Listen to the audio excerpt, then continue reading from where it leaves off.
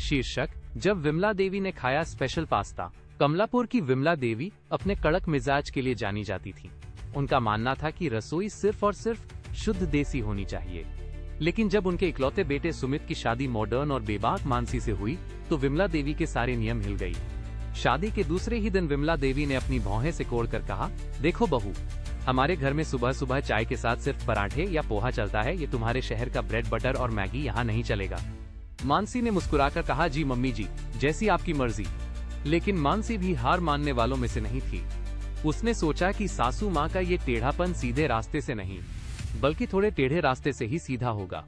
Twist, जब kitchen बना कुरुक्षेत्र। एक दिन विमला देवी की सहेली घर आने वाली थी।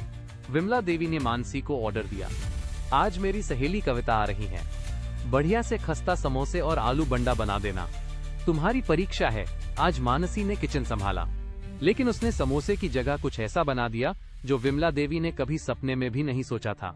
उसने बनाया चीजी व्हाइट सॉस पास्ता और उसमें तड़का मार दिया राई कड़ी पत्ते और हरी मिर्च का। जैसे ही विमला देवी किचन में आई और सफेद सॉस में डूबा हुआ पास्ता देखा, उनका पारा 7वें आसमान पर पहुंच गया। वो चिल्लाईं, ये क्या अनर्थ कर दिया? मेरी सहेली क्या खाएंगी ये कीड़े जैसा दिखने वाला मैदा? तुमने तो मेरी नाक कटवा दी। मानसी ने शांत रहकर कहा, मम्मी जी एक बार चक्कर तो देखिए, देसी ट्विस्ट पास्ता है। विमला देवी ने गुस्से में कहा, मैं इसे हाथ भी नहीं लगाऊंगी। क्लाइमेक्स, कविता आ गई। अब विमला देवी के पास दोबारा कुछ बनाने का समय नहीं था। भारी मन और गुस्से से लाल चेहरे के साथ उन्होंने वही पास्ता अपनी सहेली के सामने परोस दिया। वो अंदर ही अंदर मानसी को कोस रही थी और अपनी बेइज्जती के लिए तैयार थी।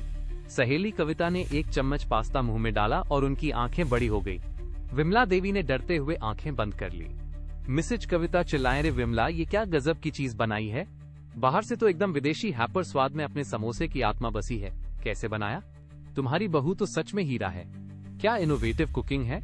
विमला देवी ने धीरे से आंखें खोली। सहेली प्लेटें चाट रही थीं। सहेली कविता के जाने के बाद विमला देवी चुपचाप किचन में गईं। वहां मानसी बर्तन साफ कर रही थी, थोड़ी डरी हुई कि अब डांट पड़ेगी। विमला देवी ने एक खाली प्लेट उठाई, कढ़ाई में बचा हुआ थोड़ा सा पास्ता निकाला और मुंह में डाला। स्वाद वाकई लाजवाब था।